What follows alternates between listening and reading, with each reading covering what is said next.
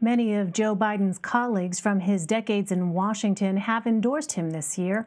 One of them is former California Senator Barbara Boxer. She and Biden spent years together on Capitol Hill, and in a recent op-ed, Boxer says he exemplifies the character traits that make a great leader.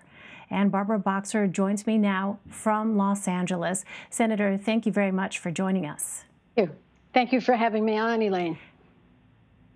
Well, you worked closely, of course, with Joe Biden on a number of issues on Capitol Hill. But as you know, Washington is a much different place now. What do you think he could bring to the White House?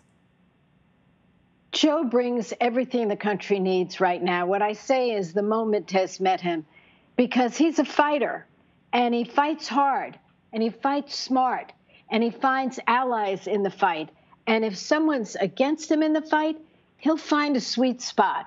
He's a brilliant legislator. We all know how compassionate he is.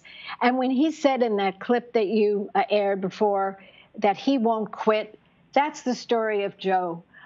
I get the chills every time I think about what happened to him when he was a young man and he lost the love of his life, his wife and a daughter in a crash. And right before he was being sworn in as the youngest member of the United States Senate in history, I think. He was only 29, just turning 30.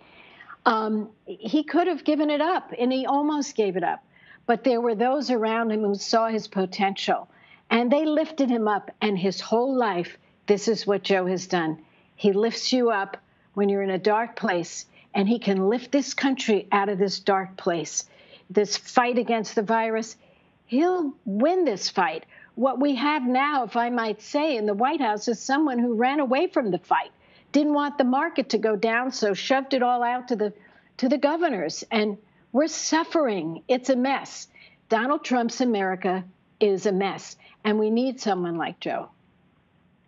So, as you know, the Republicans have stood by President Trump, and if Republicans maintain their majority in the Senate, would a Biden administration realistically, you think, be able to get meaningful legislation passed on Capitol Hill? Well, that's a really important question. My answer is this. There's a couple who speak out once in a while, but we've got a big election in the United States Senate. And if we have a wave election, and I think we have a chance to have that wave, that blue wave election, then we won't have Mitch McConnell to deal with as the leader. We'll have Democrats. Mitch McConnell says that he's very proud that he's called the Grim Reaper. He takes all these bills that come from the House on better jobs, better education, better ways to fight this virus, better ways to help our states. And he sits on them. He sits on them. They're in his graveyard. That has to go away. So I also want to say this about my Republican friends. There are a lot of Republicans who have been so brave, and they've come out for Joe Biden. And we saw some of them at the convention. Average citizens, plus people like Christy Todd Whitman and Meg Whitman. We have seen this. John Kasich, he's a Republican, and so many others in the Lincoln Project and others. They say this president is not normal. We cannot take this chaos. One example is this Steve Bannon situation you just talked about. I didn't hear Trump say one word that the people that support him, Trump, got fleeced, the money stolen. Steve Bannon stole it, and his buddies. And Trump doesn't say one thing. I feel so bad, he says, for Steve Bannon. He didn't say he felt bad for his own voters who got duped. So we need better. We can do better.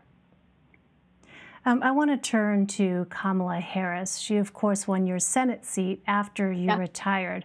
But her record before that as a prosecutor is something that progressives in particular have criticized as not having done enough to support criminal justice reform. Do you think that her tenure as a prosecutor is an asset or a liability in this presidential contest? Well, I think Kamala, as a human being, is a tremendous asset. We saw her yesterday. Her personal story is so touching. The fact that she was essentially raised by a single mom, that she grew up in the civil rights era, that she fought so hard to get where she is today. And I can tell you, California, we've got now 40 million people winning these statewide elections. also being a minority woman and getting elected attorney general and then going for the Senate, that's not a given. So I think she's an absolute asset. Now, all of us have records. I voted for the 92 crime bill. I was wrong, okay? And I think Kamala's evolved. I've evolved. I think she'll be fine.